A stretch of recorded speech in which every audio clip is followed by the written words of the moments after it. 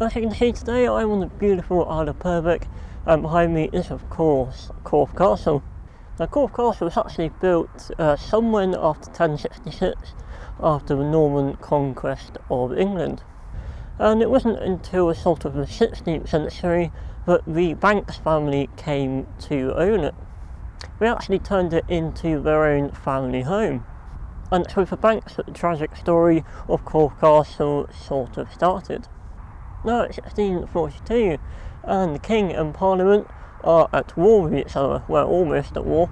Now the Banks family were royalist supporters, and at the time it was Mary and John Banks who lived at Corfe. Now as John was basically the King's right hand man, it was down to him to go and meet the King at York. And obviously the parliamentarians didn't like that one bit, and so they kept a watchful eye over both John and Mary here at Corfe. Now as the strife between the parliamentarians and the royalists came to a head, it's fair to say that the parliamentarians were starting to gain the upper hand. And indeed loads of royalist strongholds were burned down in the New Forest, and Corfe Castle was one of the last surviving, certainly in Dorset.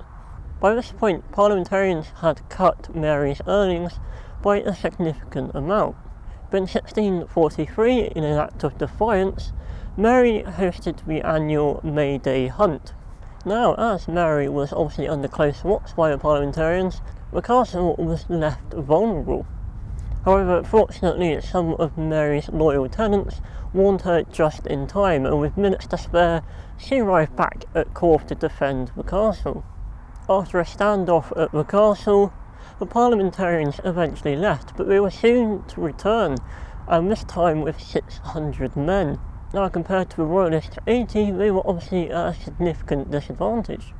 The nearby village of Corfe was ransacked, including the church, where the lead off the roof was used to make musket bullets.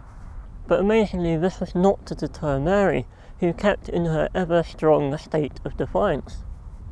By August, the first scaling ladders had reached the walls of the castle, but amazingly, Mary was able to keep off the attackers with her group of 80 men.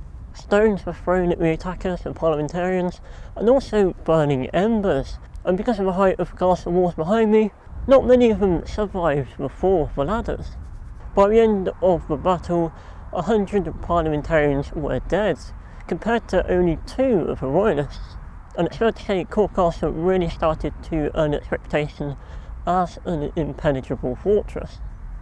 After the success of the siege, after 9 months Mary and John had a son, but sadly 6 months later John died after a fever. By this point the clash of the parliamentarians and the royalists was at an all-time high, and Mary knew that there was going to be another siege coming at the castle. Even some of the royalists were starting to dissent. And in actual fact, 1 year later, it was one of Mary's own soldiers who let a large group of parliamentarians into the castle. And by the next month, the castle was under an Act of Parliament to be destroyed.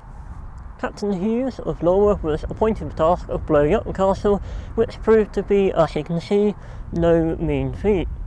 Even deep holes packed with gunpowder was not enough to destroy a lot of the castle, which is why so much of it stands today.